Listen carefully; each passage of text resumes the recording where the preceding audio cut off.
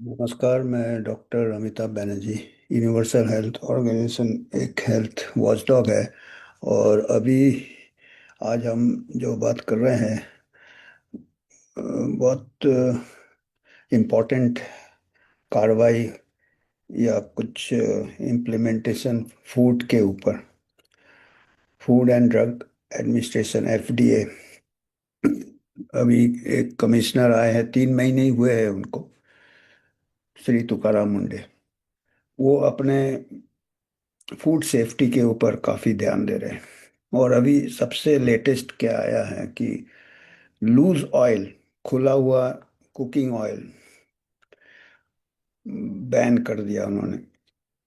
Loose oil नहीं बेचा जाएगा, जो कि FSSAI, food safety and standards authority of India, FSSAI act 2006 में घोषित किया गया था और 2011 से लागू हो गया है। उसमें क्या था, फूड सेफ्टी और स्टैंडर्ड्स मेंटेन करने के लिए जो फूड में बिजनेस में जो लोग हैं, फूड मैन्युफैक्चरर्स हैं, उनको सेल्फ रेगुलेशन करना चाहिए। उनको खुद देखना चाहिए कि जो वो खाने का प्रोडक्ट दे रहे हैं वो सेफ हो, स्टैंडर्ड का हो। और उनको एडुकेट करना है फूड बिजनेस ऑपरेटर्स। उसके पहले 1954 से प्रिवेंशन ऑफ फूड एडल्ट्रेशन था। उसमें क्या था कि इंस्पेक्टर राज जैसा था, इंस्पेक्शन होता था, चोर पुलिस वाला गेम। अभी FSSAI का जो पॉलिसी है, जो मकसद है कि खुद ही वो अपना प्रोडक्ट अच्छा देंगे तो उनको भी बिजनेस अच्छा होगा, सेफ्टी होगा। और पर जैसे आपको मालूम है कि एक्ट कुछ होता है, रेगुलेशन कुछ होता है, ऑन ग्राउंड में काफ़ी कुछ कमियां पाई जाती है। और काफ़ी FSSAI एक्ट में काफ़ी कुछ प्रोविजंस हैं फूड सेफ्टी के लिए। और ये जो श्री तुकाराम मुंडे है, ये उसी को लागू कर रहे हैं। कोई ऐसा नहीं है कि अपना मनमानी कर रहे हैं या कर रहे हैं। अभी हमारे यहाँ ऐसा हो गया है कि इतना एक प्रकार से क्या कहेंगे, लापरवाही हो गया है कि कोई अपना काम करेगा तो उसको भी कहेंगे कि वो कुछ ज्यादा कर रहा है। ऐसा नहीं है, क्योंकि हम इतने आदी हो गए हैं, ये सब चलता है एटीट्यूड। और ये चलता है नहीं है, क्योंकि ये बहुत बड़ा एक हेल्थ क्राइसिस है। हेल्थ क्राइसिस क्यों है कि हमारे यहाँ अभी नॉन कम्युनिकेबल डिजीज काफ़ी बढ़ रहे हैं। और कम्युनिकेबल डिजीज अभी भी है। वो है, अभी देखो आप, कोविड पैंडमिक या H1N1 या ये सब में भी ये भी कम्युनिकेबल डिजीज है। और हमारे जो कोमोबिलिटीज अगर बढ़ जाएंगे तो कम्युनिकेबल डिजीज से भी हमारे यहाँ मौतें ज़्यादा होती है। जहाँ पे कोमोबिडिटीज रहता है, नॉन कम्युनिकेबल डिजीज का कोमोडिटी, पर्टिकुलरली ओबेसिटी हुआ, हार्ट डिजीज हुआ, डायबिटीज हुआ, और ये सब के फूड के साथ, और कैंसर्स हुए। कैंसर्स, ये कैंसर्स के रेट्स भी हमारे यहाँ बढ़ रहे हैं।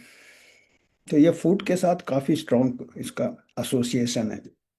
अभी कॉजेशन तो हम नहीं कहते, पर एसोसिएशन भी बहुत बड़ी बात होती है पॉपुलेशन लेवल में। थोड़ा थोड़ा थोड़ा थोड़ा भी रिस्क बढ़ जाता है पॉपुलेशन लेवल में, तो बहुत सारे लोगों को कैंसर होने के चांसेस बढ़ जाते हैं, जो कि फूड में।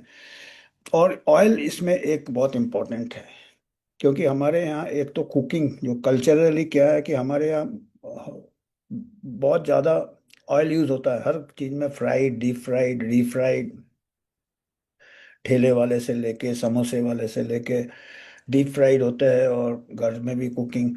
और क्या होता है कि कुकिंग में ऑयल जो यूज़ होता है, poly unsaturated cooking oil, vegetable oil, उनको अगर आप बार बार यूज़ करें, रीयूज़ करें जिसको, तो रीयूज़ करने से क्या होता है कि उसमें कुछ चेंजेस आ जाते हैं, ऑक्सीडेशन हो जाता है, हीट से चेंजेस आ जाते हैं, एल्डिहाइड वगैरह प्रोड्यूस होते हैं, टोटल TPCs बनते हैं, polar compounds, total polar compounds बनते हैं, जो कि हार्मफुल होते हैं। अलग अलग टाइप के ट्रांस फैट्स बन जाते हैं, ट्रांस फैट्स भी बन जाते हैं। तो उसमें क्या होता है कि they are harmful to health. Cancer भी कर सकता है, हार्ट डिजीज भी करता है, ट्रांस फैट्स वगैरह, एल्डिहाइड वगैरह। और भी जो डी नेचर प्रोडक्ट्स होते हैं ना, रिपीटेड हीटिंग के, ये टोटल पोलर कंपाउंड्स, TPCs, तो इसके लिमिट्स कुछ दिए गए हैं FSSAI से कि 25% ज़्यादा नहीं होना चाहिए या 15% से ज़्यादा नहीं, अलग अलग है। तो ये अगर टोटल पोलर कंपाउंड ज़्यादा है तो वो हानिकारक है। इसके अलावा जैसे रीहीट होने से, जैसे हमने कहा कि ये तो है ही एल्डिहाइड्स और भी कुछ ऑक्सीडेटिव प्रोडक्ट्स होते हैं और ट्रांस फैट्स होते हैं, which is a major cause of non communicable disease, obesity, heart attack वगैरह, फिर कैंसर्स वगैरह, एल्डिहाइड वगैरह। तो ये लूज ऑयल के ऊपर अभी लेटेस्ट जैसे मैं कह रहा था, ये इम्पोर्टेंट है, ये हैरेसमेंट नहीं है। क्या होता है कि एक और ये है, कईयों को देखिए छोटे छोटे हर कोई कई टाइप के अनऑर्गेनाइज्ड फूड सेक्टर्स है हमारे यहाँ। छोटे छोटे ठेले हैं, छोटे छोटे ढाबा है, छोटे छोटे ये है। और आपको मालूम है कि हर जगह जहाँ पे एडल्ट्रेशन हो सकता है, जहाँ मिलावट हो सकता है, वहाँ स्टैंडर्ड कम होने में ज़्यादा टाइम नहीं लगता है अगर लापरवाही हो तो। और वो लापरवाही काफ़ी हमारे यहाँ, रूल्स बहुत स्ट्रांग है। हमारा जो FSSAI है, एक्ट जो है, वो वर्ल्ड का इंटरनेशनल स्टैंडर्ड्स से कंप्लाई करता है, उसमें कोई कमी नहीं है। पर उसको हम चलता है एटीट्यूड से, वो लागू नहीं होता है। तो लूज ऑयल में क्या है, इसमें एक और हमने पहले भी सुना था और कहीं ऐसे सर्वे भी किए हैं, जो बड़े बड़े बिग फूड कॉरपोरेशन होते हैं, अब हम ब्रांड वगैरह नहीं, जो भी जैसे स्नैक बनाते हैं बड़े बड़े, ऑयल को वेजिटेबल ऑयल यूज करते हैं, एक बार यूज करते हैं क्योंकि रीहीट करने से ये सब कंपाउंड्स आ जाते हैं जो कि हानिकारक होते हैं। वो क्या करते हैं, वो रीयूज ऑयल को, एक अंडरग्राउंड मार्केट है, वो छोटे छोटे ढाबा वाले को, ठेले वाले को सस्ते में मिल जाता है।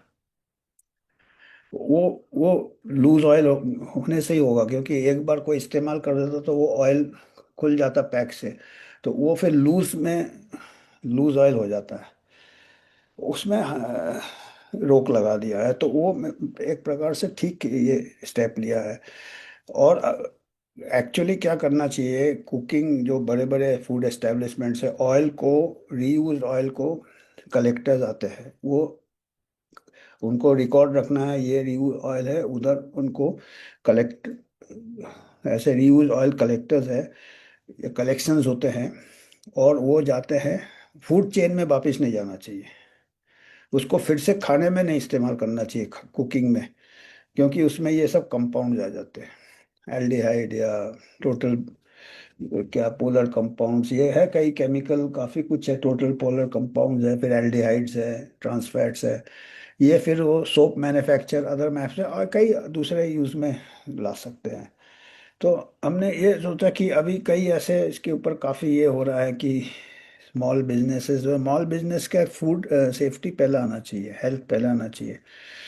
और हमारे लोग ऐसे ही मेटाबॉलिक सिंड्रोम ज़्यादा होते हैं, जेनेटिकली हमको जल्दी हो जाता है नॉन कम्युनिकेबल डिजीज। तो हमने सोचा इसके ऊपर थोड़ा हम आज अपना विचार देते हैं कि ये अगर इतना, अगर पूरे देश में हो जाए, महाराष्ट्र में हो रहा है, महा ये तो पूरे कंट्री में हो जाए तो हमारे बहुत सारे हेल्थ प्रॉब्लम्स, पर्टिकुलरली जिस हिसाब से बढ़ रहा है, अभी सेडेंट्री लाइफस्टाइल हो गया है, एक्सरसाइज भी कम हो गया है, तो अगर ये ऑयल बहुत इम्पोर्टेंट है हमारे डाइट में, जो कि इंडियन कुकिंग में बहुत ऑयल यूज़ होता है। तो ये एक ऑयल में एक तो कैलोरी कंटेंट के अलावा ये हार्मफुल चीज़ें आ सकते हैं। और क्या मिलावटें भी होता है, जैसे मस्टर्ड ऑयल में आर्जीमोनी का एडल्ट्रेशन होता है, ये होता है, ये सब काफ़ी सैंपल्स भी लिए हैं, कुछ पाए गए हैं, सब स्टैंडर्ड पाए गए हैं, ये है। तो लूज ऑयल बैन हो गया। तो आज हमको इतना ही कहना था, अगर आपको कुछ फीडबैक देना आप दे सकते हैं, कुछ कंट्रीब्यूट करना है हम आपको QR दे देंगे, आप कर सकते हैं। तो आज हमको ये इसी के ऊपर बात करना था, क्योंकि ये अभी चल रहा है, ये काफ़ी, इसके ऊपर काफ़ी डिबेट चल रहा है। तो हमने बोला कि इसका बैकग्राउंड देते हैं। धन्यवाद आज के लिए। इंडिपेंडेंट UHO का अकाउंट है ये। हम किसी फार्मा से या कोई प्राइवेट इंस्टीट्यूशन से या पॉलिटिकल पार्टी से स्पॉन्सरशिप नहीं लेते हैं। आप ही के मदद से हम आपको ऐसे समाचार इंडिपेंडेंट यूएचओ का अकाउंट है ये। हम किसी फार्मा से या कोई प्राइवेट इंस्टीट्यूशन से या पॉलिटिकल पार्टी से स्पॉन्सरशिप नहीं लेते हैं। आप ही के मदद से हम आपको ऐसे समाचार